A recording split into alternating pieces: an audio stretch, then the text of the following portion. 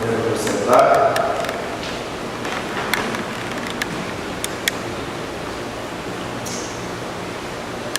Meus irmãos, em primeiro lugar, devo manifestar a minha alegria de poder estar aqui com todos vocês, pessoas que de fato fazem parte da minha vida, da vida da minha esposa. Hoje comentávamos sobre isso, pessoas que aqui estavam em nosso casamento, pessoas que estavam presentes em momentos de nossas dúvidas.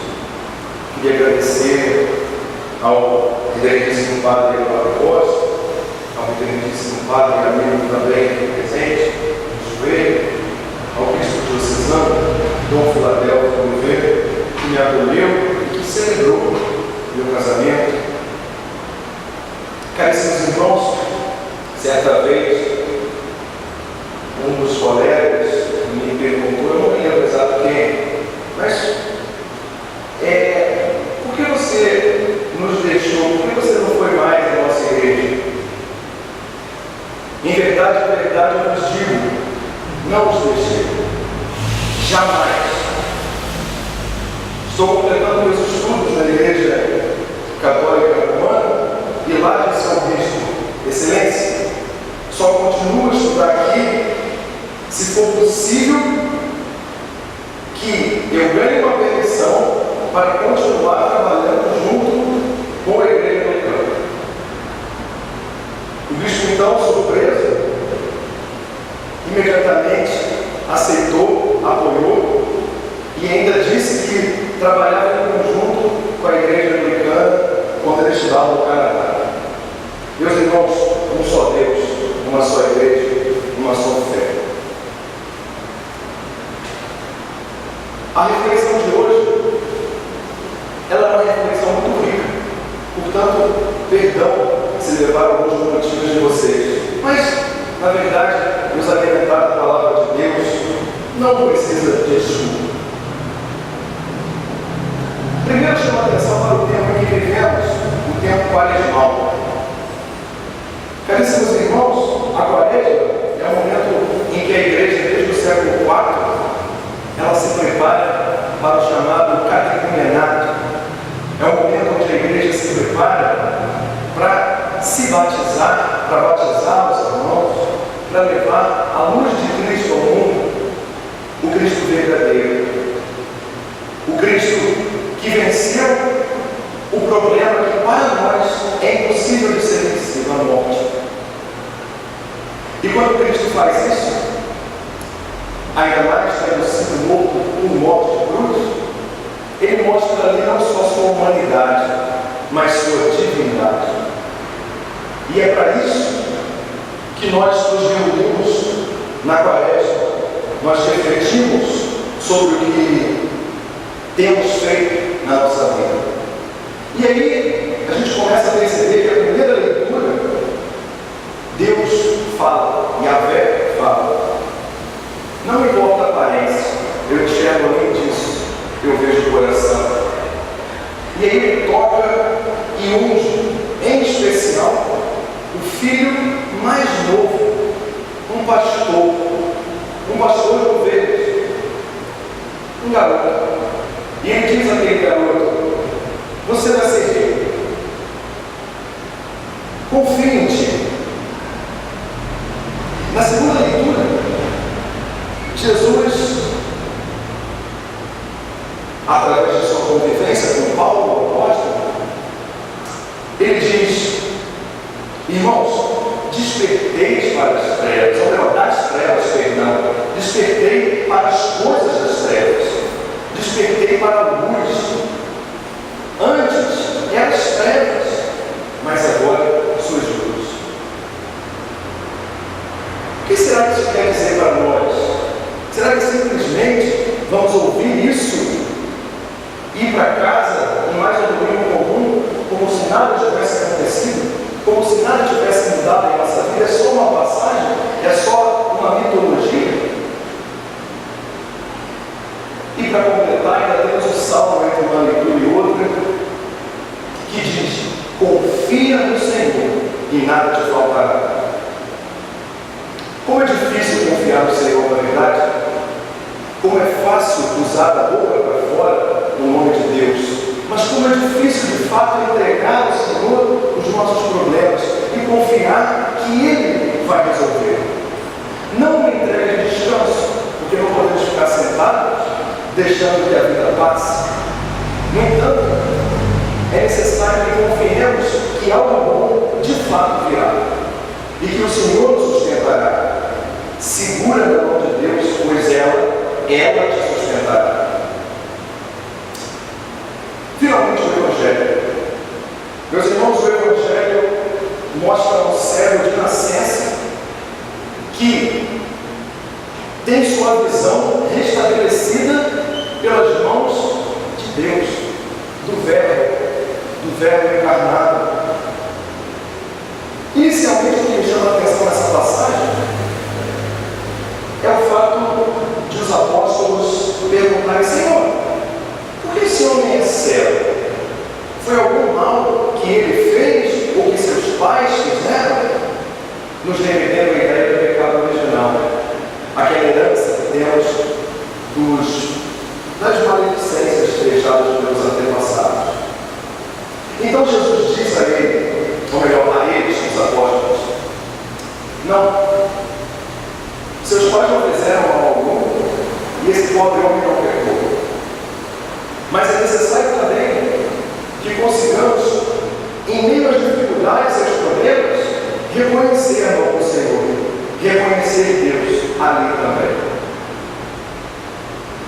Os apóstolos surpresos confiaram no que disse Jesus.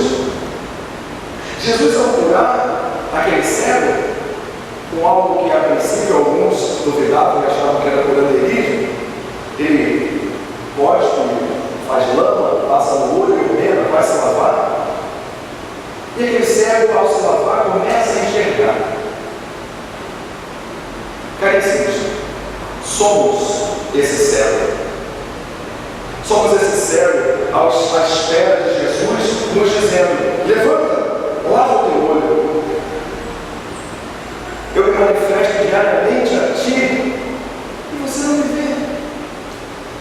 Olha a árvore à sua volta. Olha os animais domésticos à nossa volta. Olha os nossos amigos. Olha o nosso irmão. Olha a complexidade da nossa estrutura interna, da criação de órgãos, células, cartilagens, dentes, etc.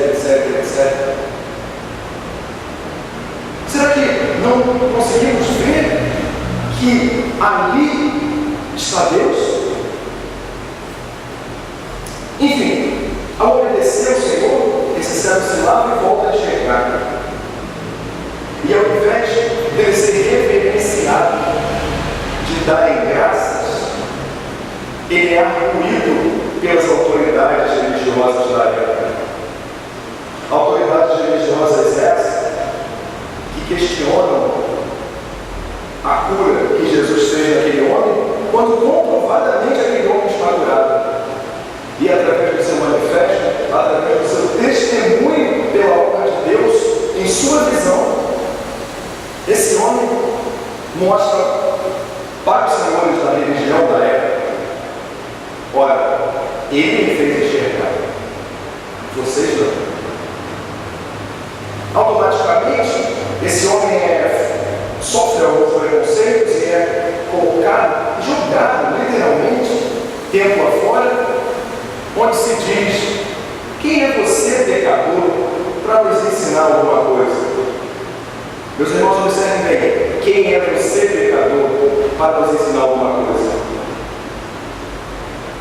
A intercessão de Jesus na vida daquele homem não foi simplesmente para agradar ou para devolver a visão daquele homem, mas para que ele testemunhasse verdadeiramente as obras do nosso Senhor Jesus Cristo, para que ele se tornasse luz, para que ele saísse das trevas e para que ele de fato enxergasse. No entanto, afirmo a vocês que o melhor ainda estava por vir. Aquele homem, meus irmãos, não começou a enxergar quando Jesus mandou que ele lavasse seus olhos. Aquele homem começou a enxergar a partir do momento que ele foi expulso pelos fariseus, a partir do momento que ele se coloca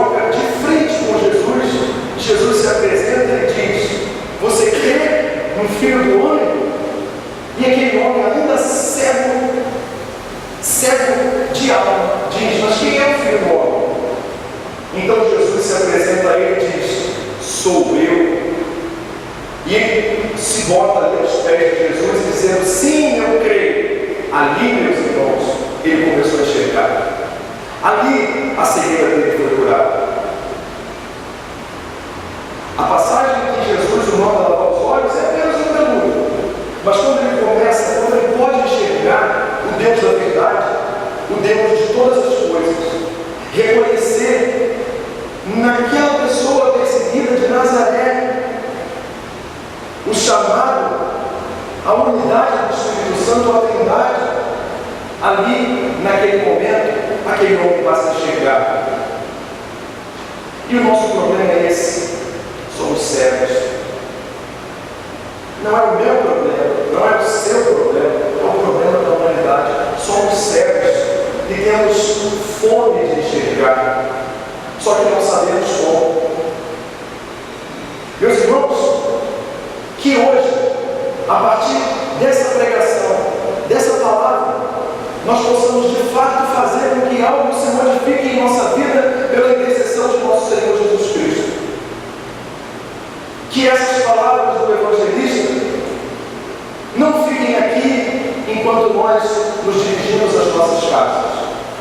Que levemos conosco esse Deus vivo, esse Deus que em sua humanidade se permitiu ser humilhado. Lembro a vocês que quando Jesus estava sendo perseguido pelos romanos, sendo levado para o julgamento, seus apóstolos tentaram impedir, e ele disse: vocês não aprenderam nada comigo? Não acreditam que eu sou o Filho do Homem? Será que se eu pedisse um exército celeste agora, meu Pai não mandaria? Será que se eu quisesse que o chão se abrisse agora não se abriria? Mas eu quero cumprir isso que vai me doer. Eu quero passar por esse sacrifício. Porque o sacrifício, claro, ninguém aqui vai procurar o sofrimento, né? Porque Jesus Cristo foi crucificado e passou por aquilo tudo para que nós fôssemos felizes. Mas também o sofrimento é a manifestação da vontade de Deus.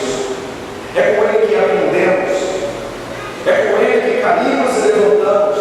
E a nossa fé não pode ser uma fé passageira. Não podemos ter um amor mercenário pelo Cristo, um amor onde a gente só ama até onde tem as coisas, e quando não tem, esquece que ele é Cristo e que nós somos miseráveis. Nosso amor não pode ser um amor condicional, nosso amor tem que ser um amor de entrega. Ninguém vai para o Pai senão por mim, e eu me entreguei. É o que Jesus nos mostra.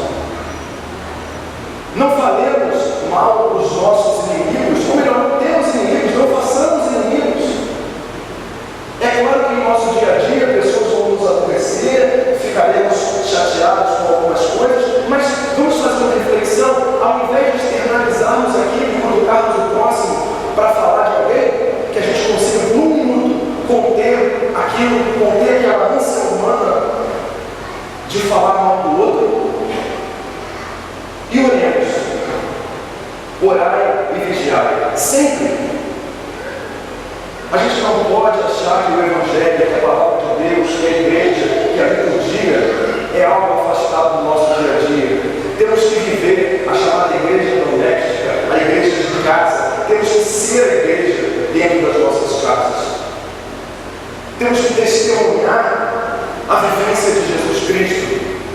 Não a morte, porque ele a venceu. Temos que testemunhar o sacrifício daquele Deus vivo que disse: toca aqui nas minhas feridas, veja o que eu fiz, e eu fiz em nome da sua felicidade. Meus irmãos, encerro a reflexão de hoje pedindo ao Senhor que nós possamos ser como este cego que passou a enxergar a verdade ao reconhecer Jesus. Encerro a reflexão de hoje suplicando ao Senhor nosso Deus que possamos, assim como São Paulo, convertido, o apóstolo, que Jesus possa nos curar de nossa cegueira, como curou também a São Paulo, e que possamos dizer como ele: já não sou mais eu quem vive, mas é Cristo quem vive em mim. frase de São Miguel Arcanjo, que não é uma pergunta, mas uma afirmação: quem como Deus?